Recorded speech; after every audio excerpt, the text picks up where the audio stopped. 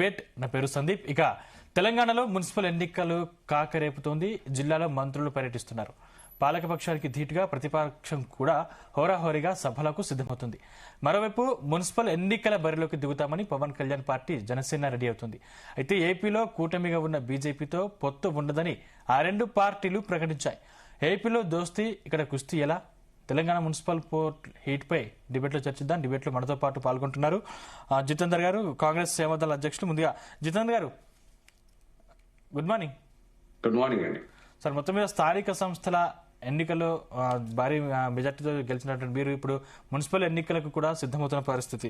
అంటే స్థానిక సమస్యల పరిష్కారంలో ప్రభుత్వం ఫెయిల్ అయిందని చాలా విమర్శలు కూడా మూటగట్టుకున్న పరిస్థితి మీ పార్టీకి ఉంది. సో ఏం చెప్తారు మొత్తం మీద? అంటే మున్సిపల్ ఎన్నికల్లో బరిలోకి దూతున్న వేళ ఇప్పుడు నిరుద్యోగులు కూడా ఇటు ధర్నా చేస్తున్నటువంటి పరిస్థితి, దాన్ని ఎట్లా మీరు గెయిన్ చేసుకోగలుగుతారు? మీకు ప్యానెల్లో ఉన్న వారందరికీ నమస్కారాలండి. ఈరోజు ప్రజాప్రభుత్వం మరి 2023లో ఏర్పడినటువంటి రేవంత్ రెడ్డి గారి నాయకత్వంలో ప్రజాప్రభుత్వం ఈ 2 సంవత్సరాలలో అనేక సంక్షేమ పథకాలని ప్రజల వద్దకు తీసుకుపోయింది. మరి ఆ ప్రజల వద్దకు తీసుకుపోయినటువంటి 2 సంవత్సరాలలో జరిగినటువంటి బై ఎలక్షన్స్ చూసిండ్రు మీరు. ఇప్పుడు కంటోన్మెంట్ ఎలక్షన్ కానీ, సికింద్రాబాద్ మన అదేవిధంగా జూబ్లీహిల్స్ ఎలక్షన్స్ లో 24,000తో గెలవడం కానీ, మరి అదేవిధంగా ఈ రోజు సర్పంచ్ ఎలక్షన్స్ లో చూసిండ్రు మీరు. దాదాపుగా 8,000 పైచీలకు మేము సర్పంచ్లను హస్తగతం చేసుకున్నాము. ఈ రోజు బీఆర్ఎస్ కి వచ్చిన దాంట్లో కూడా మా కాంగ్రెస్ పార్టీ వాళ్ళు దాదాపుగా ఒక్కొక్క సర్పంచ్ గా మాకు 2 నుంచి 3 పోటీ చేయడం వల్ల కొంత ఇబ్బందికరంగా ఇంకా తగ్గినాయి. కానీ అసలు యాక్చువల్ గా వాళ్లకు చాలా తక్కువ పర్సెంటేజ్ సర్పంచ్లు వచ్చేది ఉండే. మరి ఈ రోజు చూస్తుంటే రాష్ట్ర ప్రభుత్వం అనేక సంక్షేమ, రేవంత్ రెడ్డి గారి సారథ్యంలో అనేక సంక్షేమ ఫలాలు అనేది ప్రజలకు అందియడం జరుగుతుంది. అందులో సన్నబియ్యం కానీ, సన్నబియ్యం చూడండి, ఈ రోజు 3,20,00,000 మందికి సన్నబియ్యం ఇస్తున్నాం, ఒక 50 లక్షల కార్డులు ఇచ్చినాము, ఇందిరమ్మ ఇండ్లు ఇస్తున్నాం, ఉచిత విద్యుత్ ఇస్తున్నాం, ఉచిత బస్ ప్రయాణం ఇస్తున్నాము, గ్యాస్ సిలిండర్ 500కే ఇస్తున్నాము. కానీ ఇవన్నీ ఇచ్చినా కూడా, అంటే మీరు ఉచిత హామీలన్నీ నెరవేర్చినా కూడా ఇప్పటికీ మున్సిపల్ ఎన్నికల్లో మీకు వ్యతిరేకత పెరుగుతుంది అనే ఆరోపణలు కూడా ఉన్నాయి కదా? లేదండి, అన్నిటినీ ఇప్పుడు చూడు, నిరుద్యోగ సమస్య కానీ ఏ సమస్య అయినా సరే మేము ఈ 2 సంవత్సరాలు అయింది కాబట్టి ప్రజల సంక్షేమం కోసము ఒకవైపు అభివృద్ధి, ఒకవైపు సంక్షేమము, ఒకవైపు పెట్టుబడులు. చూడండి, ఈ రోజు ఉన్నపలంగా దాదాపుగా ఇప్పటి వరకు 7 లక్షల నుంచి 8 లక్షల కోట్ల రూపాయలు పెట్టుబడులను ఆకర్షించగలిగినాం. ప్రభుత్వం అనేది ప్రజా సంక్షేమం కోసం పనిచేస్తుంది. రాబోయే కాలంలో ప్రజలకు ఇంకా ఎక్కువ సదుపాయాలు అందే విషయం కానీ, విద్య, వైద్యం, ఉద్యోగము, అదేవిధంగా మన రాష్ట్రం ఏర్పడిన విషయంలో నీళ్లు, నిధులు, నియామకాలు ఏ విధంగా మన పోరాటం చేసి తెచ్చుకోగలిగినామో, ఈ రోజు కాంగ్రెస్ పార్టీ 2 రాష్ట్రాల్లో ఇబ్బంది అయినా కూడా ఈ రోజు రాష్ట్రాన్ని ఇచ్చింది. దానికి అనుగుణంగానే ఈ రోజు పనిచేస్తున్నాం. కాబట్టి ప్రజల్ని మనుగడ పొందడానికి మరి అనేక సంక్షేమ కార్యక్రమాలు, ఇప్పుడు రాబోయే కాలంలో ఇంకా మరిన్ని సంక్షేమ కార్యక్రమాలు తీసుకెళ్తాం. ఇంకా ఏదైనా లోటుపాట్లు ఉన్నా కూడా అన్ని సరి చేసుకొని మరి ముందుకు పోతామండి. ఎప్పుడు కూడా ఇబ్బంది లేదు. మరి ఈ మధ్య కాలంలో చూస్తే మరి అందరూ సుఖశాంతులతో ఉన్నారు. రైతులకు మరి 500 రూపాయలు మరి అవి ఇవ్వడం కానీ, మరి బోనస్ ఇవ్వడం కానీ, మరి ఒకటేసారి రైతులకు పెద్ద ఎత్తున ఈ 20,616 కోట్ల రుణమాఫీ చేయడం కానీ, మరి రైతు భరోసా కానీ, మహిళల విషయంలో ప్రత్యేకమైనటువంటి చర్య తీసుకున్నామండి. ఈ రోజు మహిళల్ని కోటీశ్వర్లు చేయడం కోసము మరి మహిళల విషయంలో మహిళా సాధారికత అన్నట్టుగా అది కూడా పెట్రోల్ బంకులు కానీ, సోలార్ ప్లాంట్లు కానీ, అద్దె బస్సులు కానీ, ఇంటిగ్రేటెడ్ నిర్వహణ స్కూల్ కానీ, హాస్టల్ విద్యార్థుల దుస్తులు తయారీ పంపిణీ కానీ, మహిళల పక్షం, యువకుల పక్షం, ఉద్యోగుల పక్షం కూడా మేము అనేక రకాలుగా ప్రయత్నాలు చేస్తున్నాము. తప్పకుండా అన్ని వర్గాల్ని, ఇక్కడ ఉన్నటువంటి నిరుద్యోగుల్ని, ఇటువంటి ఉన్నటువంటి ఆ రోజు మరి బారాస ప్రభుత్వం అన్నటువంటి ఈ రోజు ఉన్నటువంటి ఆ రోజు టీఆర్ఎస్ బారాస ప్రభుత్వం రాష్ట్రాన్ని దాదాపుగా మరి అనేక రకాలుగా అప్పుల పాలు చేసినా కూడా ఒకవైపు అప్పుల నుంచి అభివృద్ధి వైపు దూసుకుపోతుందండి మా ప్రభుత్వం రేవంత్ రెడ్డి గారి నాయకత్వంలో. తప్పకుండా ఏ అభివృద్ధి అయినా సరే, ఎక్కడ ఏ సమస్యలున్నా పరిష్కరిస్తాం. మరి ఈ రోజు చూడండి, సమ్మక్క సారక్క జాతరకు 2,500 కోట్ల రూపాయలు ఇవ్వగలిగినాం. అక్కడ చూడండి, ఈ రోజు బ్రహ్మాండంగా కేంద్ర ప్రభుత్వం చూడండి ఎటువంటి బాధ్యత లేనట్టుగా విభజన హామీలు ఇవ్వలేని పరిస్థితి, వారికి కోచ్ ఫ్యాక్టరీ ఇవ్వలేదు, బయ్యారం మనం ఇవ్వలేదు. అదేవిధంగా ఎంత దుర్మార్గంగా ఈ రోజు ప్రజల సంక్షేమం కోసం ఆ రోజు సోనియా గాంధీ గారు అనంతపూర్ పర్యటనలో 2005లో ఆమె పర్యటించినప్పుడు అక్కడ ఉన్నటువంటి పరిస్థితులలో ఇళ్లకు తాళాలేసి వెళ్లిపోయినప్పుడు ఎందుకని అడిగితే ఇక్కడ ఉపాధి లేదు కాబట్టి వేరే రాష్ట్రాలకు తరలిందని చెప్పడంతో ఆమె ఆ రోజు మరి ఒక మహాత్మా గాంధీ గ్రామీణ ఉపాధి హామీ పథకం తీసుకురావడం ప్రజల కోసం మరి ఈ రోజు బీజేపీ ఎంత ద్వంద్వ వైఖరితో ఈ రోజు ఆ పథకాన్ని రద్దు చేస్తే రాష్ట్రానికి రావాల్సినటువంటి 5,000 కోట్ల రూపాయలు ప్రతి సంవత్సరం రావాల్సిన ఈ రోజు ఆగిపోయినాయి. అదే విధంగా పండ్ల విషయానికి వస్తే ఆ రోజు 28 రకాల పండ్లు చేసుకునేవారు. ఈ రోజు 4-5 రకాలుగా పండ్లు చేయడం, మరి అదే విధంగా మధ్యవర్తిని పెట్టియడం, ఇట్లా రకరకాలుగా ఈ బీజేపీ వారికి కానీ బీఆర్ఎస్ వారికి కానీ రేపు రాబోయే కాలంలో ప్రజల దగ్గరికి వెళ్లి ఓట్లు అడిగే హక్కే లేదండి. వీళ్ళు ఏ విధంగా చేయగలిగినండి? ఈ రోజు రాష్ట్రం ఏర్పడిపోయి దాదాపుగా 12 సంవత్సరాలు అయిపోయింది. 2 మంత్రులు ఉన్నారు, 8 మంది వాళ్లకు మ్యాండేటరీ 8 మంది ఎంపీలుగా గెలిచినారు. వాళ్ళు ఎక్కడ ఈ రోజు రాష్ట్రం కోసం, రాష్ట్రం మీద వాళ్ళకు ప్రేమ లేదు. బీజేపీ వారికి ఓటు అడిగే హక్కే లేదు. ఈ రోజు పెద్ద ఎత్తున మహాత్మా గాంధీ దేశానికి స్వతంత్రం తెచ్చినటువంటి వ్యక్తి పేరే తీయడం అనేది ఎంత దౌర్భాగ్యం. అటు అంబేద్కర్ ని అవమానిస్తారు, ఇటు గాంధీ గారిని అవమానిస్తారు, రకరకాలుగా దేశాన్ని అగోతపాలు చేస్తూ మరి వీరు ఈ విధంగా చేయడం అనేది బాధాకరం. వాళ్ళు ప్రజలు ఎప్పుడు కూడా వాళ్ళని ఎప్పుడు స్వీకరించరు. ఈ రోజు బీఆర్ఎస్ పరిస్థితి చూస్తే మరి 42 పరిస్థితి నుంచి మరి 38 పరిస్థితి ఆ నుంచి వచ్చినటువంటి ఎంపీ ఎలక్షన్ లో 17% ఓటు బ్యాంకు పడిపోయింది. ఈ రోజు రోజుకు వాళ్ళకు ఉన్నటువంటి కుంభకోణాలు గాని, వాళ్ళ బిడ్డ చేసినటువంటి ఆరోపణలు, మరి అనేక ప్రాజెక్టుల విషయంలో గానీ. Okay, right. రాంబాబు గారు జాయిన్ అయ్యారు బీఆర్ఎస్ నుంచి. రాంబాబు గారు, గుడ్ మార్నింగ్ అందరికీ. సో మొత్తం మీద స్థానిక సంస్థల్లో దాదాపు 8,000కు పైచిలుకు స్థానాలు మేము కైవసం చేసుకున్నాం. ఇప్పుడు ప్రజలు మాతోటి ఉన్నారు. మేము ప్రవేశపెట్టినటువంటి అభివృద్ధి సంక్షేమాలే మమ్మల్ని గెలిపిస్తాయని కాంగ్రెస్ పార్టీ ధీమాతో ఉంది. సో మీ పార్టీ ఎలా ముందుకు వెళ్ళబోతుంది? వాళ్ళు పాల్గొనే వాళ్ళందరికీ కూడా పేరు పేరున నమస్కారం. అదే రకంగా ఈ వార్తలు చూస్తున్న వారికి కూడా నమస్కారం. ఇప్పుడే జితేందర్ గారు మాట్లాడినప్పుడు లాస్ట్ లో ఒక మాట మాట్లాడారు. ఈ అసెంబ్లీ ఎన్నికల్లో బీఆర్ఎస్కి వచ్చిన ఓట్లు, అదే రకంగా పార్లమెంట్లో వచ్చిన ఓట్లు, ఇవన్నీ కూడా ఇటీవల కాలంలో అనేక పత్రికల్లో కూడా అనాలిసిస్ వచ్చింది. ఇప్పుడున్న పరిస్థితుల్లో అసెంబ్లీ, పార్లమెంటు, గ్రామ పంచాయతీ ఈ సీక్వెన్స్ లో కాంగ్రెస్ ఓట్లు పెరిగినాయా తగ్గినాయా అనే దాన్ని వారొకసారి గమనించాల. డేటా ప్రకారంగా చూసినప్పుడు కాంగ్రెస్ గ్రాఫ్ పడిపోతుంది. అసెంబ్లీ, పార్లమెంట్ ఎన్నికలతోటి పోల్చినప్పుడు గ్రామ పంచాయతీ ఎన్నికల్లో వాళ్ళ ఓటింగ్ తగ్గింది. సహజంగానే అసెంబ్లీలో వచ్చిన తీర్పు మనందరం చూసినాం, దాన్ని అందరం గౌరవించాల్సిందే ప్రజా తీర్పుని. కానీ ఆ తర్వాత పరిణామాల్లో కాంగ్రెస్ పార్టీ అనేక సంక్షేమ కార్యక్రమాలు మేము చేపడుతున్నాం అని చెప్పింది. కానీ వాస్తవం ఏందనంటే వాళ్ళు ఇచ్చిన వాగ్దానాలని కొంత ప్రజలు నమ్మారు. ఆ వాగ్దానాలని అమలు చేయడంలో కాంగ్రెస్ పార్టీ విఫలమైంది అన్నది గ్రామ పంచాయతీ ఎన్నికల్లో. ఎక్కడ రాంబాబు అంటే ఉప ఎన్నికలు వస్తే కార్ఖాన్లో అక్కడ శ్రీ గణేష్ గారు గెలిచారు అంటే కాంగ్రెస్ తరఫున, ఇక్కడ జూబ్లీహిల్స్ నవీన్ యాదవ్ గెలిచారు అంటే ఎక్కడ తగ్గినట్టు అనిపిస్తోంది? ఎక్కడ అంటే నేను ఇప్పుడు సమస్య నేను చాలా క్లియర్ గానే చెప్పాను. గ్రామ పంచాయతీ ఎన్నికల్ని నేను బేస్ గా తీసుకున్నాను, అవి లేటెస్ట్. సరే, దాని కన్నా ముందు మీరు అన్నట్టు ఉప ఎన్నికల్లో కాంగ్రెస్ గెలిచింది అన్నప్పుడు సహజంగానే కొంత అధికార పార్టీకి అవకాశం ఉంటది. ఇప్పుడు గ్రామ పంచాయతీ ఎన్నికల్లో కూడా వాళ్ళకి సర్పంచ్ సీట్లు ఆ మేరకు రావడానికి కూడా వాళ్ళు అధికారంలో ఉన్నారనే అభిప్రాయంతో.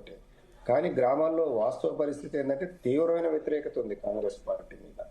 కాకపోతే ఈ కాంగ్రెస్ పార్టీతో ఉంటే తప్ప మనకు ఫండ్స్ రావు అనే విషయాన్ని కొంతమంది, మనం ఎన్ని చెప్పినా కూడా కొంతమంది అధికార పార్టీతో ఉంటే కొన్ని ఫండ్స్ వస్తాయి, గ్రామాలు అభివృద్ధి చేసుకోవచ్చు అని నమ్మే నాయకత్వం ఉంటుంది.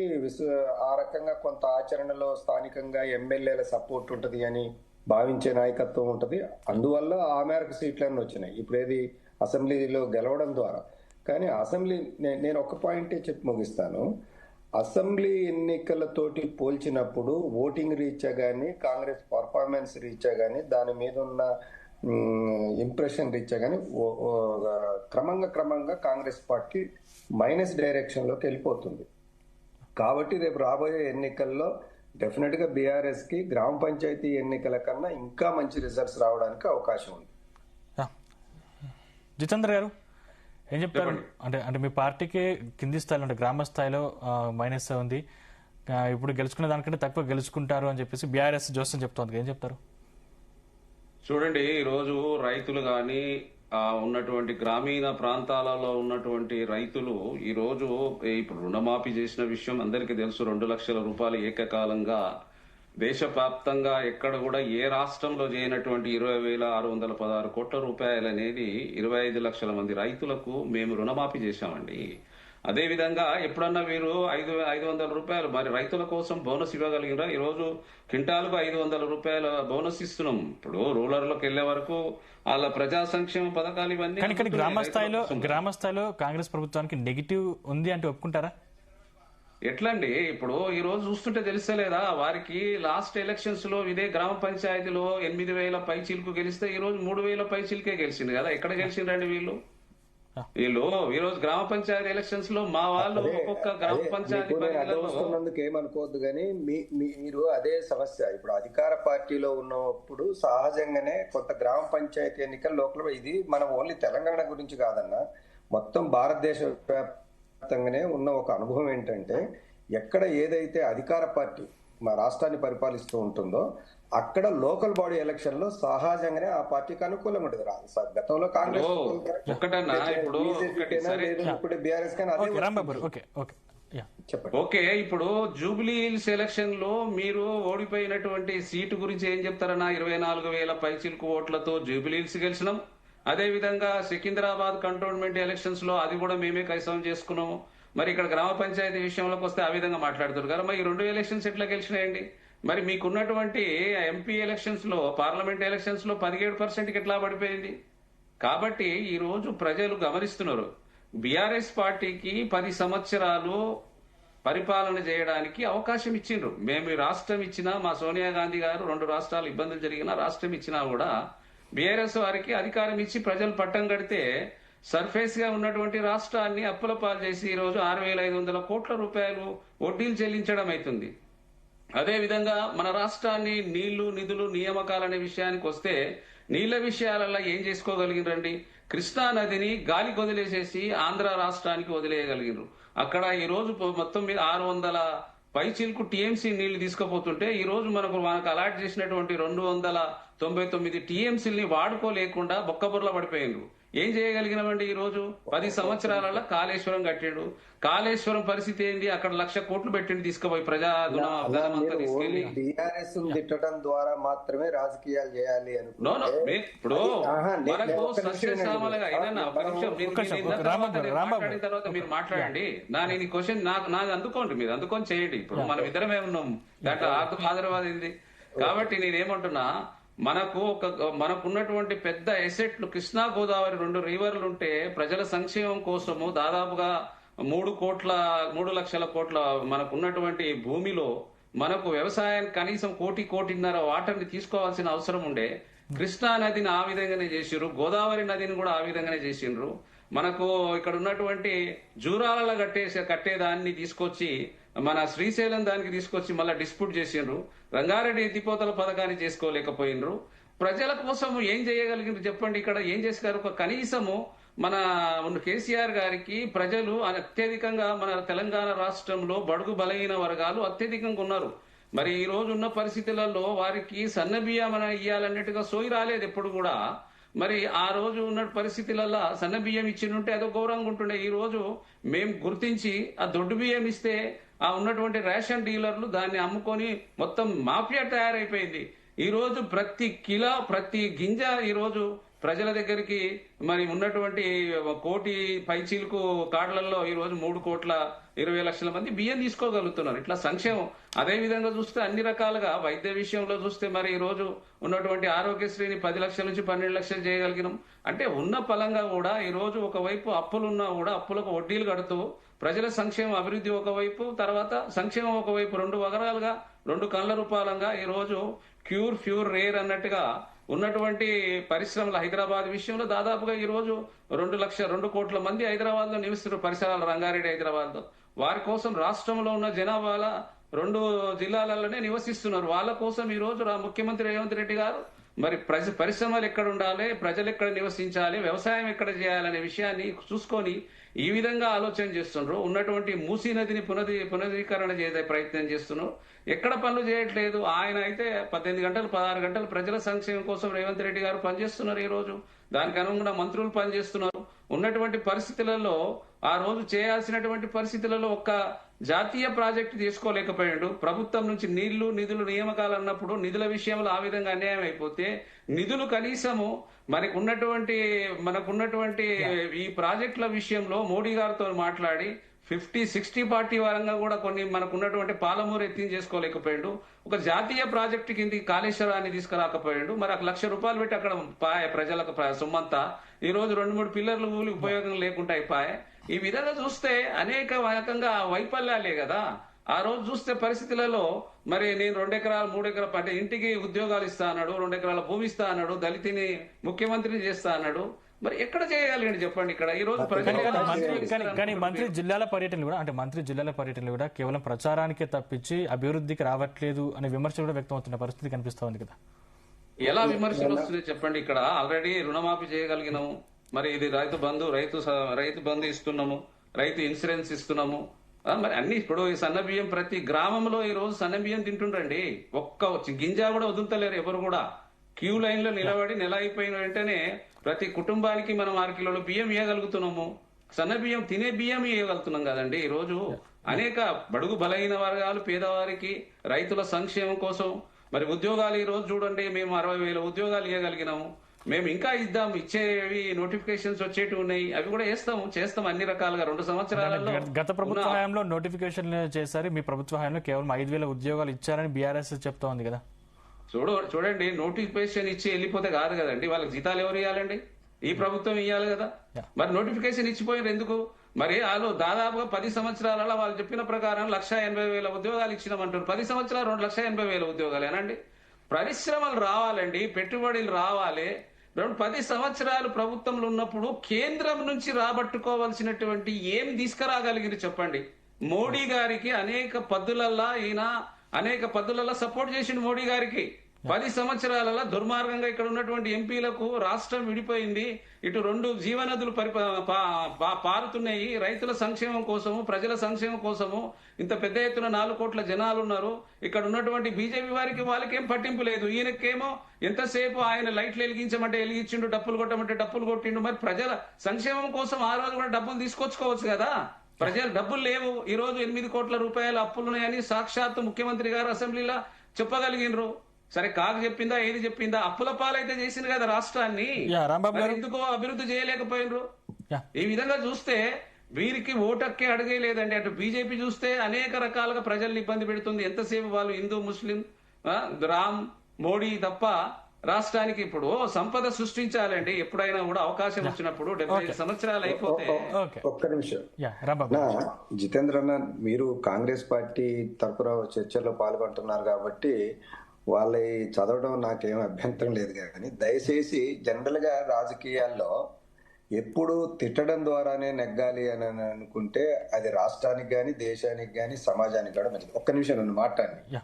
ఎందుకంటే చర్చల్లో పాల్గొన్న సందర్భాలన్నిట్లో కూడా ఇప్పుడు మీరు మాట్లాడిన మొత్తం సమయంలో 75% టైం బీఆర్ఎస్ తిట్టడానికి పెట్టినారు.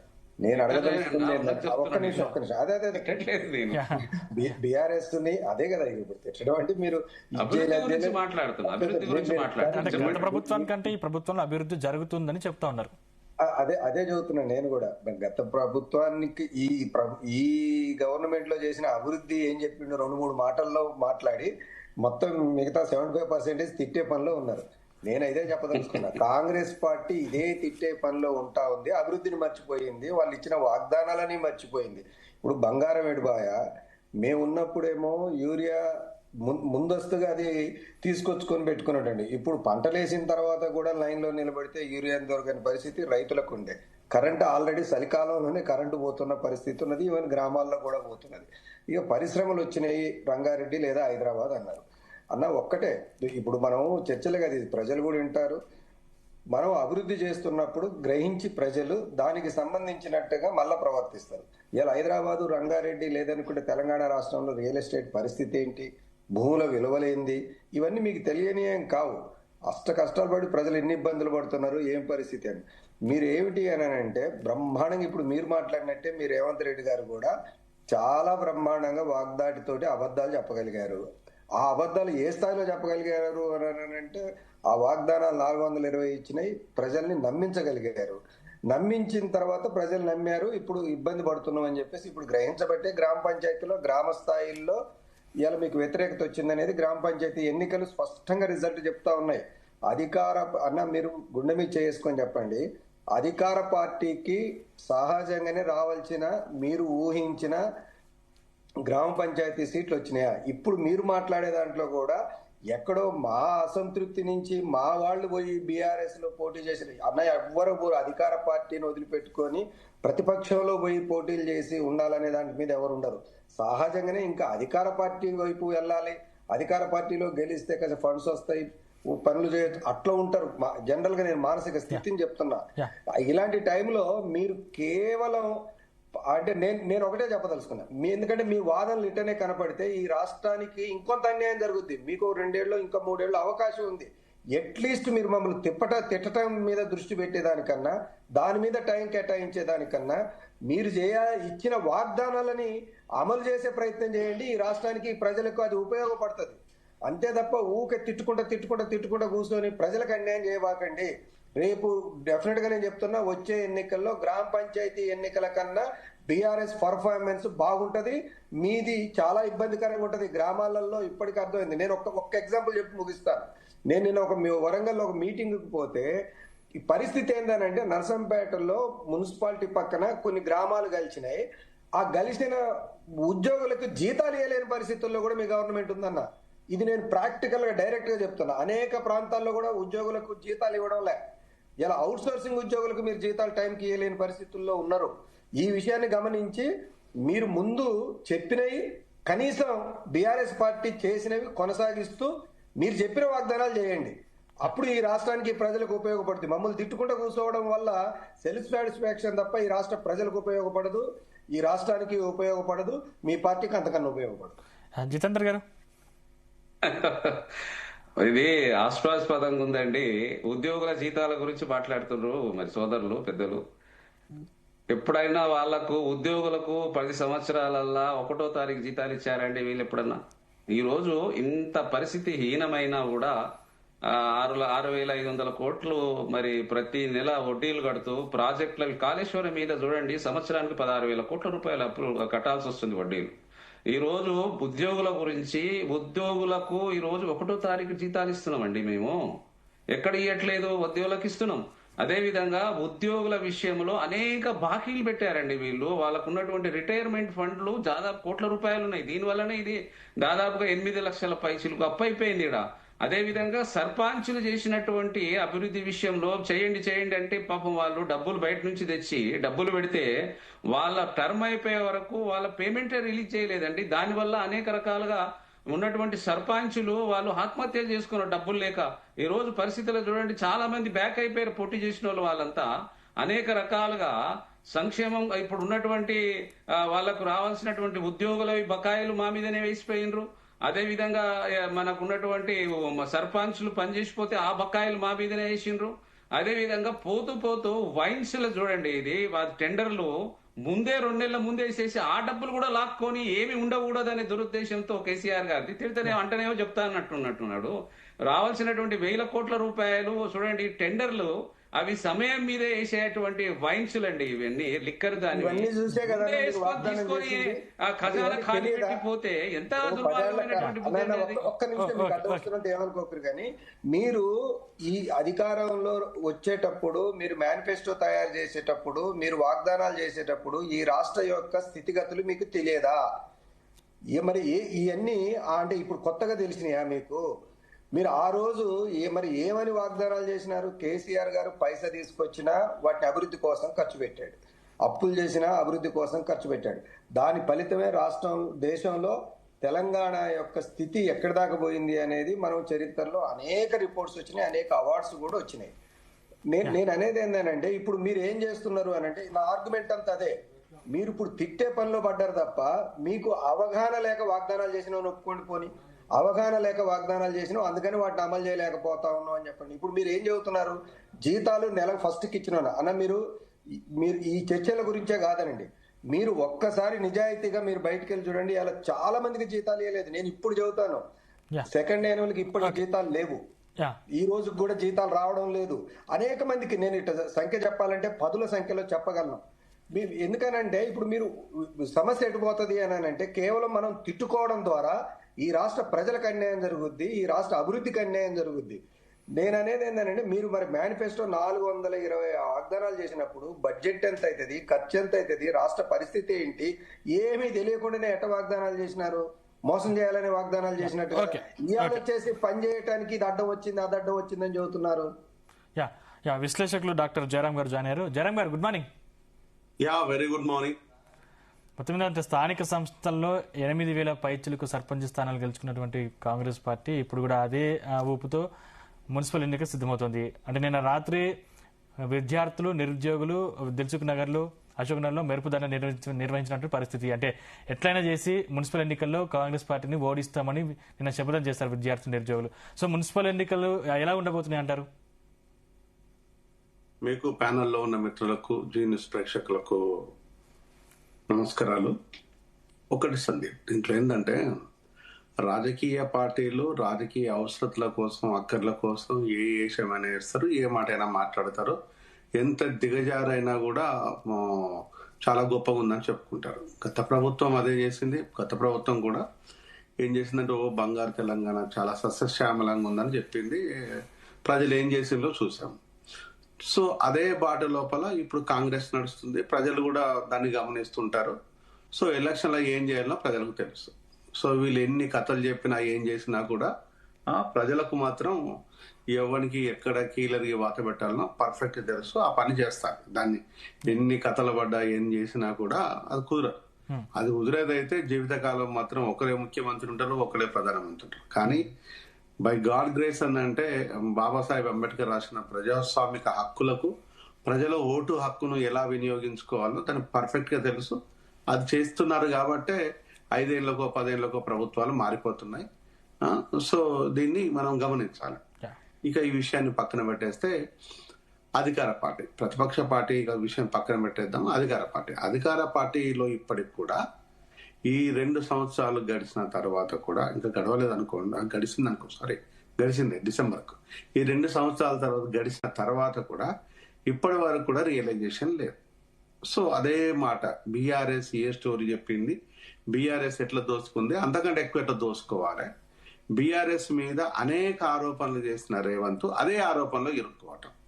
సో ఇక్కడ ఇది అదే అనేది ఏం లేదు. అన్ని రాష్ట్ర వరకు వస్తే రాసలీలలో, కామకేలీలో ఇప్పుడు జరుగుతున్నది అంత దిగజారిపోవటం.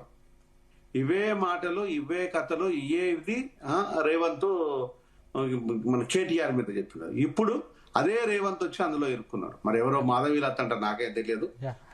అదే ప్రభుత్వ ఛానల్ పతాక శీర్షికలో ప్రచారం చేస్తుంది. ఇంకొక ఛానల్ లోపల పెట్టిన గంట సేపటికే వీడియోస్ మాయమైపోవటం. ఆ తర్వాత సీనియర్ మినిస్టర్ల మీద ఇదే విషయం రావడం. ఇప్పుడు ఒక్కొక్కరు ఎక్స్ప్లెనేషన్ ఇచ్చుకుంటూ పోవటం. అంటే దోపిడీ అయిపోయింది, దోసుకోవడం జరుగుతూనే ఉంది, భూములు కొల్లగొడుతున్నారు. లాస్ట్ కు ఇంత దిగజారినతనం, లాస్ట్ కు ఈరోజు ఒక ఫిమేల్ విషయం లోపల కూడా ముఖ్యమంత్రి కాంచి మొదలుకుంటే మంత్రుల వరకు అపనిందలు అందామా నిందలు అందామా నాకు తెలియదు. కానీ ఎవడు ఏ పాముతోని ఎవడు ఏదైతే ప్రయోగించి ప్రయోజనాలు పొందారో దాని ద్వారానే సస్తారు అనుకోవడంలో ఇది ఎగ్జాంపుల్. సో అది ఎంత అసహ్యంగా ఉంది. ఈ రోజు రాష్ట్ర ప్రజలకు ఇంపాక్ట్ మున్సిపల్ ఎన్నికల్లో పడుతుంది జయరాం గారు. 100% పడుతుంది. 100% నేను చెప్తున్న ప్రతి మాట పడుతుంది. ఇది ఒకటే కాదు. ఇప్పుడు హెల్త్, ఒక డాక్టర్ గా చెప్పాలంటే హెల్త్ విషయానికి వస్తే ఈరోజు ప్రైవేట్ కార్పొరేటివ్ హాస్పిటల్స్ విపరీతమైన దారి దోపిడీ చేస్తున్నాయి. అది పడదా అండి?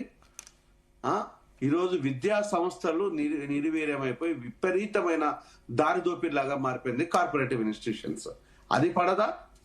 ఆల్కహాల్, ఇంతకుముందు జితేందర్ అన్న ఒక మాట చెప్పాడు. ఆల్కహాల్ కూడా యాక్షన్లు పెట్టేసి డబ్బులు తీసుకుని పోయినాడు. ఆల్కహాల్ డబ్బులు తీసుకుపోవడం పక్కన పెట్టేస్తే ఆల్కహాల్ విపరీతంగా సిగ్గు లేకుండా ప్రభుత్వాలు దాని మీద ఆధారపడి బతుకుతున్నాయి. అది పడదా? ఆ ప్రభుత్వం ఈ ప్రభుత్వం అనేది ఏ ప్రభుత్వం అయినా కూడా ఆ రోజు మీకు తెలంగాణ వచ్చిన నాటికి ఆల్కహాల్ మీద మనకుండే ఆదాయాన్ని చాలా సందర్భాల్లో చెప్పాను. చాలా డయాస్ల మీద చాలా వేదికల మీద మాట్లాడాను నేను ఇదే మాటను. 14,000 కోట్ల రూపాయల ఆదాయం ఆ రోజు. ఉమ్మడి ఆంధ్రప్రదేశ్ నేను చెప్తున్నా, ఒక్క తెలంగాణ కాదు, ఉమ్మడి ఆంధ్రప్రదేశ్. తెలంగాణ వచ్చిన తర్వాత 40,000 కోట్ల ఆదాయము పెరిగింది బీఆర్ఎస్ ప్రభుత్వం దిగిపోయే నాటికి. ఈ రోజు కాంగ్రెస్ ప్రభుత్వం వచ్చిన తర్వాత 75,000 కోట్ల ఆదాయం పెంచుకున్నారు. ఓన్లీ మద్యం 2 సంవత్సరాల లోపల 35,000, అంటే అదొక 40, ఇదొక 35. 75,000 కోట్లు 12 సంవత్సరాల్లో పెంచుకున్నారు. అంటే ఇప్పటి వరకు ఆల్కహాల్ ద్వారా చనిపోయిన చావులు ఎంత అంటే, ప్రతి నెలకు విలేజ్ కు ఒక్కరిని కనుక తీసుకున్నా కూడా, విలేజ్ కి అంటే ఆల్కహాల్ తాగే చచ్చిపోలే. Alcohol leads to accidents, alcohol leads to అనారోగ్యం, ఆల్కహాల్ లీడ్స్ టు అనేక మార్గాలతో చచ్చిపోతున్నారు. అది గ్రామానికి ఒక్కరు చచ్చిపోయినా కూడా 12,702 గ్రామాలు ఉన్నాయి మన దగ్గర, గ్రామ పంచాయతీలు. అంటే నెలకు ఈరోజు సంపాదన కాదు, చావులవి. దానికి ఎవడు బాధ్యులు? కేసీఆర్ బాధ్యుడా, రేవంత్ బాధ్యుడా? మరి రేవంత్ మద్యం అరికట్టడం పూర్తిగా తెలంగాణలో సాధ్యం కాదన్నమాట. ఈ రోజు రేవంత్ కేసీఆర్ కుటుంబంలో ఎవడు చావట్లేదు, మరి అందరు బతికే ఉన్నారు కదా, మరి వీళ్ళు చావాలి కదా, ఎవడు చావట్లేదు ఏంటి అని ప్రజలు మిమ్మల్ని ప్రశ్నిస్తే మీరు తలకాయ ఎక్కడ పెట్టుకుంటారు? ప్రజలు కనుక మీరు ఇదే విద్యా అవకాశాలు ప్రజలకు దూరం చేసిండ్రు, నీ ఇళ్లలో ఉన్నది కదరా అయ్యా అంటే ఏం చేస్తారు? ప్రజలకు లేని ఇండ్లు, ప్రజలకు లేని ఆస్తులు మీ దగ్గరికి ఎట్లొచ్చినాయి అంటే ఏం చెప్తారు? ప్రజలకు కనీసము కష్టం చేస్తే కడుపుండా తిని దొరకలేదు, ఈరోజు 1,000 లక్షల కోట్లు కొల్లగొడుతున్నారు అంటే మీరు దానికి ఏం ఆన్సర్ ఉంది? ఇవన్నీ ప్రజలకు తెలియదా? దానికి తోడు ఈరోజు ఇంకా సిగ్గు లేకుండా కామకేరీలు, రాసలీలలు, ఇది బలుపెక్కితే చేసే పనులు ఇవన్నీ. ఎవరండి మాధవిలతో నాకు తెలియదు, కానీ ఆమె గురించి ఓ పెద్ద ప్రచారం సీఎం పేషీ లోపల, సీఎం క్యాంప్ ఆఫీస్ లోపల ఆమె రుబాబ్ అంతా ఇంత కాదంట. మరి ఎవరో నాకు తెలియదు. ఈరోజు ప్రచారంలో ఉన్న ప్రముఖ ఛానల్ ప్రచారం చేస్తున్న దాన్ని ఆధారంగా నేను మాట్లాడుతున్నాను. దానికి ఆన్సర్ లేవే. ఈరోజు ఎవరు కాంగ్రెస్ లీడర్కు చెప్పే దమ్ములు లేవా? అంటే ఈరోజు ఇంత దుర్మార్గంగా, దౌర్భాగ్యంగా మళ్ళీ అదే ఆంధ్ర పెత్తనము, అదే ఆంధ్ర దోపిడి, అదే ఆంధ్ర వాళ్ళు వచ్చేసి కబ్జాలు పెట్టడము, మోసాలు చేయడం, దాన్ని కట్టడి చేయండి. అంటే ఏ ఒక్కదాన్ని మనం చెయ్యం, ఏ ఒక్కదాన్ని చేయం. గత ప్రభుత్వం చేసిన పొరపాట్లు ఈ ప్రభుత్వం కూడా కంటిన్యూషన్ ప్రోగ్రామ్ తప్పితే ఇక్కడ ఎక్కడైనా కూడా మంచి లేదా?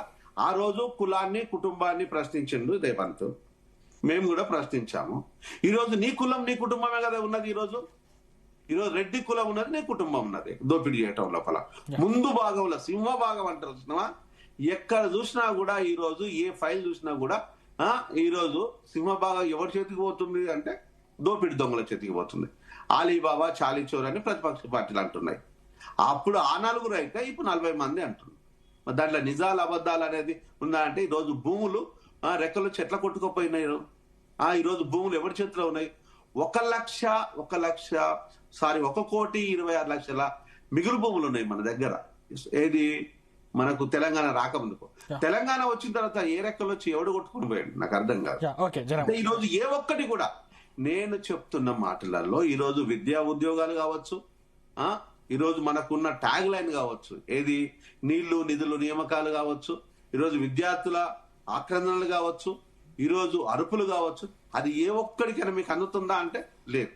మనం దోసుకోవాలి. ఎవరి చేతిలో డబ్బులు ఉండొద్దు. ఎవరి చేతిలో డబ్బులు ఉంటే మళ్ళీ ముఖ్యమంత్రులు అవుతారు, మళ్ళీ మంత్రులు అవుతారు, మళ్ళీ ప్రజాస్వామ్యాన్ని గురించి మాట్లాడతారు. చదువులు ఉండొద్దు, ఆరోగ్యం ఉండొద్దు, ఏది ఉండొద్దు. ఏముండాలి అంటే తాగుబోతులు తెలంగాణ మార్చేసి. 1 minute సందీప్, నేను ½ an hour దాకా వెయిట్ చేశాను. ప్లీజ్, మీ టెక్నికల్ ఏదో సమ్ టెక్నికల్ ప్రాబ్లం వచ్చి నేను ఇప్పటి వరకు కూడా ఇన్ని అంశాలలో లేవనెత్తే ఏ ఒక్కదానికైనా పాలక ప్రతిపక్ష పార్టీలు ఎందుకు అడుగుతలేరు? ఎందుకు చేయట అంటే ఈ దోపిడీ గురించి అడగదు ప్రతిపక్ష పార్టీ, పాలక పార్టీ చెప్పదు. ఈరోజు ఎందుకు ఆల్కహాల్ బంద్ చేయమని అడగండి. సాధ్యం కాదు కదా జనం గారు, సాధ్యం కాదు. తెలంగాణ ఆల్కహాల్ బంద్ చేయడం సాధ్యం కాకపోవచ్చు, కంట్రోల్ చేయడం సాధ్యపడుతుంది. ఎందుకు చేయకూడదు? కంట్రోల్ బంద్ చేయకపోతే బంద్ చేస్తే ఇంకో దగ్గర పోయి అవతరుకుతాం. కంట్రోల్ చేయొచ్చు కదా. కంట్రోల్ చేయడానికి ముఖ్య ఆదాయ వనరుగా తెలంగాణలో ప్రథమ స్థానంలో ఉంది. ఆదాయం అంటే ఈ రోజు మీ ప్రాణాలతోని చెలగాటమాడేది మానవ శరీరాలను యంత్రాలుగా చేసేసి ఆల్కహాల్ తాగిపిచ్చేసి ఈ రోజు రాబడి పొందుతున్న ఈ ప్రభుత్వానికి ఆదాయ వనరుగా చూసిన తప్పితే ఇవి ఒక ఆత్మహత్యల తెలంగాణలో లేకపోతే ఆకలి పోరు తెలంగాణలో ఈ రోజు యంగ్స్టర్స్ అమ్మాయిల జీవిత భాగస్వాములు చనిపోతున్న తెలంగాణలో ఈ రోజు కనిపించట్లేదు. ఈరోజు ఒక్కొక్కడికి బలిపెక్కినేశాలు అని ప్రజలు అంటున్నారు. ప్రజలకు ఆక్రందన మీరు ఒకసారి వినండి ఏం చెప్తున్నారో. ఒక్కసారి ప్రజల్లోకి రండి మీ చేత అయితే. రేవంత్ నేను ఏ సెక్యూరిటీ లేకుండా ఉస్మానియా యూనివర్సిటీ పోతాను కదా అందరు నరం చేపించి మళ్ళీ పోయిండు. అంటే ఎవ్వడి కూడా దమ్ములు లేవు, ప్రజల మధ్యలో ఉండి మాట్లాడే అర్హత లేదు, దమ్ములు లేవు గత పాలకులకు ప్రతిపక్షానికి. జితేందర్ గారు అన్నగారు మాట్లాడతారులేండి, ఆయన ఎప్పుడు అట్లంగానే మాట్లాడుతుంటారు. ఎప్పుడు మాట్లాడేది కూడా ఇదే విషయం కదా. అది కాదన్నా, రేవంత్ అన్న మీద కానీ కాంగ్రెస్ పార్టీ మీద అక్కస్ ఎందుకన్నా? మీరు సలహాలు చేసి కాంగ్రెస్ పార్టీ ఎక్కడదన్నా? నేను కూడా పిఎస్సి సభ్యుడిని అన్నా, నేను పొలిటికల్ అఫైర్స్ కమిటీలో నేను కూడా కూర్చుంటాము, చెప్తాము, సలహాలు చెప్తాము, సజెషన్ చెప్తాము. పొలిటికల్ అఫైర్స్ కమిటీలు ప్రభుత్వం పార్టీ ఎలా నడపాలనే దాంట్లో నేను కూడా మెంబర్ని, పొలిటికల్ అఫైర్స్ కమిటీ మెంబర్. అందుకోసం మీకు తెలియాలన్నా. దాంతో పాటు మీకు కేబుల్ నెట్వర్క్ తో కూడా మీకు అనేక సంబంధాలు బంధాలు డైరెక్ట్ గా ఉన్నాయి. అనేక రకాలుగా 43 సంవత్సరాల నుంచి కార్మికులు, కర్షకులు, మొత్తం రాష్ట్రాలు, దేశమంతా సంబంధాలు ఉన్నాయి. ఎప్పటికప్పుడు ఆలోచన చేస్తూనే ఉంటాం మేము కూడా. గడిచిన బాధంతా ఏంటంటే మనకు నీళ్లు, నిధులు, నియామకాలంటే ఇప్పుడు ఉన్నటువంటి పరిస్థితిలో నీళ్లు కొంత సమస్య ఏర్పడింది.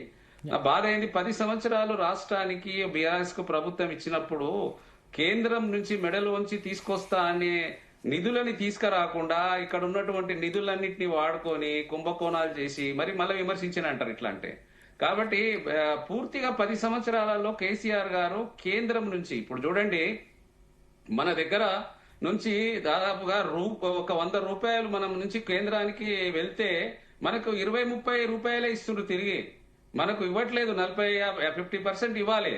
వేరే రాష్ట్రాలలో చూడండి, వేరే బీజేపీ ప్రభుత్వాలు ఉన్న రాష్ట్రాలల్లో వారికి 300, 200 నుంచి 100 నుంచి 200, 300 రూపాయలు వాళ్ళకు తీసిస్తున్నారు. వాళ్ళకు మనం ఇచ్చే దాంట్లోకైనా మనకు తిరిగి ఇచ్చేలేని పరిస్థితి వస్తున్నది. ఇక్కడ అనేక రకాలుగా మనకు కేంద్రం చిన్నచూపు చూస్తున్నది, డబ్బులే ఇవ్వట్లేదు. కాబట్టి అప్పుడు ఉన్నటువంటి ఆయనకు మోడీకి ఈయనకు ఉన్నటువంటి సంబంధ పరంగా ఈరోజు చంద్రబాబు నాయుడు గారిని చూడండి, ఈ రోజు ఆయన ఏ విధంగా డబ్బులు తెచ్చుకుంటుండో, జాతీయ ప్రాజెక్టును ఒకటి కట్టుకుంటున్నాడు, మాట్లాడితే లక్షల కోట్ల రూపాయలు తెచ్చుకుంటున్నాడు. 10 సంవత్సరాలు ఎందుకు మరి ఈయన చేయలేకపోయిండో. ఎప్పుడైనా కూడా ఇప్పుడు ఉద్యోగాలు రావాలంటే పరిశ్రమలు ఉండాలి. మరి ఆ రోజు స్వతంత్రం వచ్చిన తర్వాత మరి ఆ రోజు ఉన్నటువంటి జవహర్లాల్ నెహ్రూ గురించి నరసింహారావు గారి వరకు కేంద్రంలో ప్రభుత్వాలు ఏర్పాటు చేసినప్పుడు ఇక్కడ రాష్ట్రంలో కూడా మరి ముఖ్యమంత్రులు ఉన్నప్పుడు రాష్ట్రం అనేది ఉపాధి ఉంటుండే. నేను కూడా అనేక కార్మిక సంఘాలు దాదాపుగా 200 పరిశ్రమలకు నేను ఇక ఉన్నటువంటి వ్యవహారాలకు నేను ఈ 43 ఏళ్లలో నేను చేసినాను. ఈ రోజు ఒక్క పరిశ్రమ లేదు, చాలా పరిశ్రమలు మూతపడిపోయినాయి, ఉద్యోగాలు లేవు. ఎంతసేపు మనము రాష్ట్రంలో ఉన్నటువంటి సరే ఏ పార్టీ అయినా సరే ప్రభుత్వంలో ఉన్నటువంటి ఉద్యోగాలు ఎన్నండి, 10-12 లక్షల ఉద్యోగాలు ఉన్నాయి. అందులో పోలీస్ వ్యవస్థ గాని, మెడికల్ గాని, మిగతా వ్యవస్థలలో ఉద్యోగాలంటే ప్రభుత్వం మీద ఆధారపడి కాదు, పరిశ్రమ రావాలి, పెట్టుబడులు రావాలి, బయట నుంచి సస్యశ్యామలంగా ఉంటేనే ఈరోజు ఉద్యోగాలు వస్తాయి. గ్రామాల నుంచి ఉన్నటువంటి వ్యవస్థని, వ్యవసాయాన్ని అధుకరించాలి. ఏ ప్రభుత్వమైనా సరే, మా ప్రభుత్వమైనా, ఇంకా గడిచిన ప్రభుత్వమైనా, కేంద్ర ప్రభుత్వమైనా కూడా చూడండి, ప్రపంచ వ్యాప్తంగా అనేక రకాలుగా ఈరోజు గ్రెయిన్స్ అనేది, ఇప్పుడు పండించే పంటలు అనేది ఇప్పటికీ పాలు మైనస్లో ఉన్నాము. పండించేటువంటి పంటల గ్రెయిన్స్ కూడా ఈరోజు ప్రపంచవ్యాప్తంగా లేవు. మన దగ్గర ఉన్నటువంటి వనరులు ప్రపంచ దేశాలలో ఎక్కడ లేనటువంటి వాటర్ ఉందండి. మన దగ్గర జీవనదులు ఉన్నది. మనం ప్రణాళికలు చేసుకోగలిగితే, ఇప్పుడు మోడీ గారు ఉన్నారు, దీన్ని నదులను అనుసంధానం చేసి నీళ్ళు ఇవ్వగలిగితే ఉద్యోగాలు, ఎంతసేపు మేము ఉద్యోగాలు ధర్నా చేస్తాం కాదండి. ఇక్కడ మనకు పెట్టుబడులు రావాలి, పెట్టుబడులు ఆకర్షించాలి. ఏ ప్రభుత్వమైనా పెట్టుబడులు ఆకర్షించాలి. మరి నదులు అనుసంధానం చేయాలి, రైతులకు నీళ్లు ఇవ్వాలి. ఈరోజు చదువుకున్న వాళ్ళ వ్యవసాయం చూడండి, పెద్ద ఎత్తున వ్యవసాయం మీద కూడా కోట్ల రూపాయలు సంపాదిస్తున్నాం. కాబట్టి ఈ రకంగా అందరినీ మోటివేట్ చేయాలి, ఏ ప్రభుత్వమైనా మోటివేట్ చేయాలి. నేను అనేది ఏంటంటే కేంద్ర ప్రభుత్వము అదేవిధంగా రాష్ట్ర ప్రభుత్వాలు కూడా గడిచినటువంటి ప్రభుత్వాలు మరి అంతకుముందు అనేక రకాలుగా ఉపాధి గురించి ఇప్పుడు చూడండి, కేంద్రం నుంచి గ్రామీణ ఉపాధి హామీ పథకాన్ని రద్దు చేసి 125 రోజుల పని దినాలని పెట్టి అందులో రాష్ట్ర ప్రభుత్వం మీద ఇంతకుముందు దాదాపుగా ఒక 3,500 నుంచి 5,000 కోట్ల రూపాయలు సంవత్సరానికి వచ్చేటివి. ఈ రోజు ఏం చేసిన దానికి 60% మేమిస్తాము, 40% మేము ఇవ్వమంటున్నారు, మీరు ఇవ్వమంటున్నారు. ఇక్కడ ఎక్కడదండి? దానికి వికసిత భారత్ జీ రామ్జీ అని పేరు పెట్టిరు, గాంధీ మహాత్ముని తీసేసిండ్రు. మరి ఉపాధిని చూడు, ఉపాధి అనేది పెంపొందించి ఉపాధి కల్పిస్తే ప్రజలు బాగా భోజనం చేసుకొని చదువుకొని వాళ్ళు ఇప్పుడు చూడండి, ప్రపంచ దేశాలల్లో 55% 18 సంవత్సరాల నుంచి 35 సంవత్సరాలు ఉన్నటువంటి ప్రపంచ దేశాలల్లో ఒక గొప్ప దేశం, అంతా యూత్ ఎసెట్ గల దేశం ఇది. మనది ఎక్కడ లేరండి ఇంతగానం. మన దగ్గర 55%, దాదాపుగా మనకు ఒక 140 కోట్లలో 55% అనేది 18 నుంచి 35 సంవత్సరాల వయసున్న వాళ్ళు ఉన్నారు. కేంద్రం గాని రాష్ట్రాలు గాని వాడుకోవాల్సిన అవసరం ఉన్నది. పరిశ్రమలు తీసుకురావాలి. ప్రైవేట్ లో గవర్నమెంట్ అంటే గవర్నమెంట్ లో ఉన్నటివే చాలా తక్కువ పర్సెంటేజ్ ఉన్నది. 10-12 లక్షల ఉద్యోగాలే ఉన్నాయి వారికి. ఈ రోజు మరి గడిచిన ప్రభుత్వాలు గాని, కేంద్రం గాని, రాష్ట్రం గాని ఇంకా వాళ్ళకు ఇవ్వనటువంటివి చాలా ఉన్నాయి. డబ్బులు ఇవ్వలేదు, వాళ్ళ రిటైర్మెంట్ ఎన్నో ఉన్నాయి ఇట్లాంటివి. కానీ నేను చెప్పేది ఏంటంటే, ఇప్పుడు అన్ని ప్రభుత్వాలకు, మా ప్రభుత్వానికైనా కూడా మేము రిక్వెస్ట్ చేస్తున్నాము, కేంద్ర ప్రభుత్వానికి కూడా అదే చెప్తున్నాం. మీరు సంపద సృష్టించండి, పంచిపెట్టండి. మనకి గొప్ప దేశము, మ్యాన్ పవర్ ఉన్న దేశము, యువకులున్న దేశము, వాడుకోవట్లేదండి ఎవరు కూడా. కేంద్రం అయితే అసలు ఆలోచన లేదు. ఆయన సంవత్సరానికి 2 కోట్ల ఉద్యోగాలు ఇస్తా అన్నాడు మరి మోడీ గారు. స్కిల్ ఇండియా అంటాడు, ఇండియా మేకింగ్ అంటాడు, అన్ని బయట నుంచి తెస్తారు, ఇక్కడ చేస్తారు. మనం ఎందుకు పోలేకపోతున్నాం? ఇప్పుడు ఉన్నటువంటి పక్క దేశాల నుంచి అనేక రకాల సమస్యలు.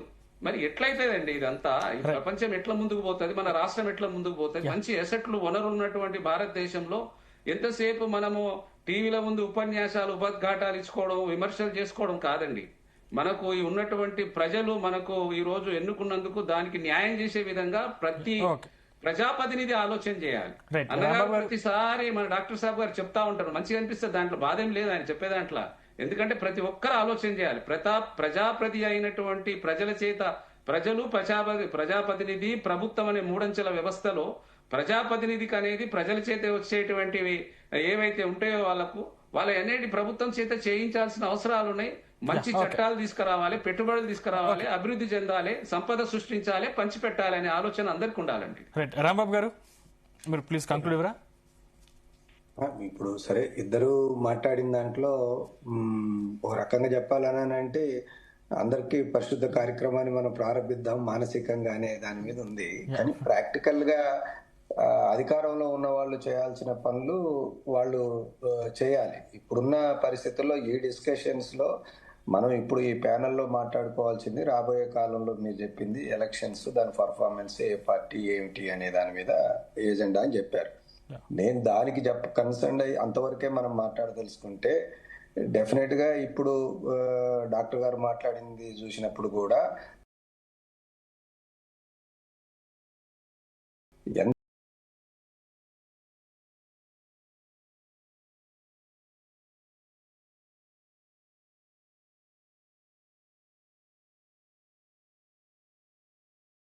అనేది కూడా ఒక సందర్భంలో మాట్లాడారు బీఆర్ఎస్ గురించి. కానీ నేను కూడా అంతకు ముందే నేను ఆ మాట చెప్పాను. బీఆర్ఎస్, కేసీఆర్ గారు ఈ రాష్ట్రానికి అంటే రాష్ట్రం రావడం కానీ, మొదటి ముఖ్యమంత్రిగా తను చేయగలిగింది కానీ, ఏం చేశాడు ఏంటి అనేది ప్రజలు లేదనుకుంటే చరిత్ర చెప్తున్నారు. ఇప్పుడు నేననేదంటే పదే దానికి సంబంధించిన దాని మీద కేంద్రీకరించకుండా, మీరు ఇచ్చిన వాగ్దానాలు వాటిని అమలు చేయడాలు, ఈ రాష్ట్రము, ఈ ప్రజలు, వాటి విషయంలో ఈ కాంగ్రెస్ పార్టీ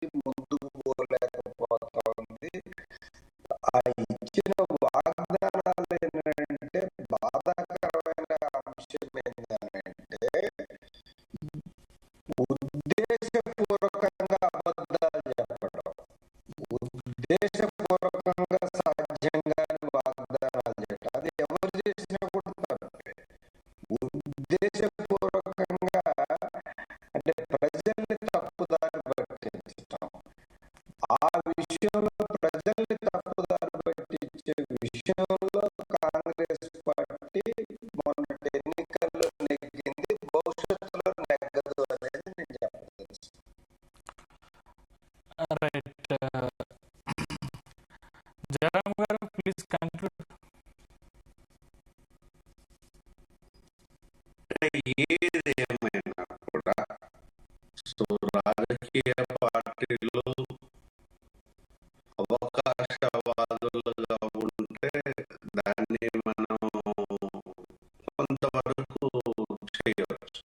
కానీ ప్రభుత్వాలు కూడా అవకాశవాదాన్ని ఉంటే ప్రజలు ఎవరు చెప్తారు? సో రాజకీయ నాయకులు సరే అవకాశవాదులు అంటే వేయవచ్చు, కానీ రాజకీయ నాయకులు కాదు, ఇక్కడ ఏకంగా ప్రభుత్వమే అంటే ప్రజల పక్షాన లేకపోతే ఏం చేయాలి? ఈరోజు బోర్డులు పెట్టుకుంటే పెద్ద ప్రయోజనాలు లేవు. ప్రజా పాలన బోర్డు ఎక్కడ ప్రజలు ఉన్నారు, ఇక్కడ పాలన ఉంది. పాలన వచ్చేసి కులం కుటుంబం అయిపోయింది. ప్రజలు ఇక్కడ నలిగిపోతున్నారు. అప్పుడు ఇప్పుడు ఎప్పుడు ఇది ఎప్పుడైనా కూడా ప్రజలకు సంబంధించిన అంశాల లోపల పాలకులకు చిత్తశుద్ధి ఉండాలి, కన్సర్న్ ఉండాలి. దోపిడే ముఖ్యము, దోసుకోవాలి. ఆ డబ్బులు నా చేతిలో ఉంటే రేపు ఏదైనా కొనుక్కోవచ్చు, మళ్ళీ ప్రజలను కొనవచ్చు, మళ్ళీ ఓటర్లు కొనవచ్చు. ప్రజలు ఈ 5 ఏళ్లలో మర్చిపోతారు. మళ్ళీ కొత్త విషయాలను ముందు పెట్టవచ్చు, కొత్త డ్రామా, కొత్త ఏషం కట్టవచ్చు. వీధి బాగోతాలు ఆడుతూ ఉంటారు. నేను చిన్నప్పుడు చూసేవాళ్ళం, ఇప్పుడు అంతగా లేరు. కానీ సింధు ఒక సామాజిక వర్గం నుంచి చేసి చాలా గొప్ప కళాకారులు వాళ్ళు.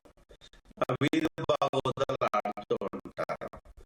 వాళ్ళు సంవత్సరానికి ఒకసారి కొత్త ధనంతో వస్తుంటారు. అట్లనే రాజకీయ పార్టీలు కూడా అంతకంటే హీనంగా వాళ్ళేమో కుల వృత్తి, వీళ్ళకేమో జాతి మోసం. ఈరోజు రాజకీయ కులం అంటే ఒకటి ఉంది కదా, అందులో ఒక జాతి మోసం. ఆ మోసాన్ని చేయడం కోసము కొత్త కొత్త డ్రామాలు ఆడడం మొదలు పెడుతున్నారు. దీనికి సినిమా అంటే ఎన్టీ రామారావు గారు ఒక మాట చెప్తుంటారు, నటులలో మాకంటే మించిన నటులు రాజకీయ నాయకులు.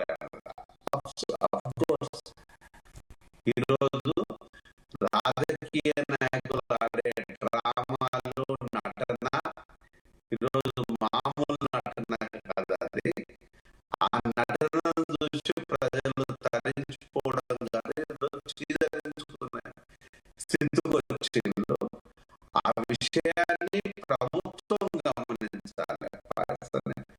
ప్రతిపక్షాన్ని గురించి మనం ఎంత తక్కువగా మాట్లాడితే అంత గౌరవంగా ఉంటుంది. కాబట్టి ప్రభుత్వం ఇప్పుడు దాన్ని చీదరించుకున్న పోతే మళ్ళీ రేపు మీరు గత ప్రభుత్వం అని మేము సంబోధించేలాగా ఉండకుండా చూసుకోండి. ఈరోజు కాంగ్రెస్ ప్రభుత్వము గత ప్రభుత్వం ఉండేది అప్పుడు చేసిపోయిన కాకుండా ఈరోజు మేము మాట్లాడతలేము గత ప్రభుత్వాన్ని గురించి. ఎందుకంటే ఆ ప్రభుత్వం దగ్గర ఇప్పుడు ఏం లేదు కాబట్టి ఇప్పుడు పశ్చాత్తాపం వచ్చిందో లేదో మాకు అనవసరం. కానీ మీకు కూడా అలాంటి పరిస్థితి పడకుండా చూసుకోండి అనేది my sincere appeal and advice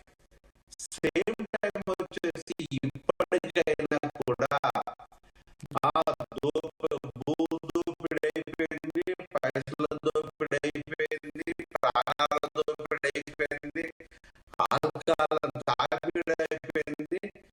last వచ్చేసి అమ్మాయిల రాసలీలలు కూడా ఈరోజు వస్తున్నాయంటే దానికి కన్నీరు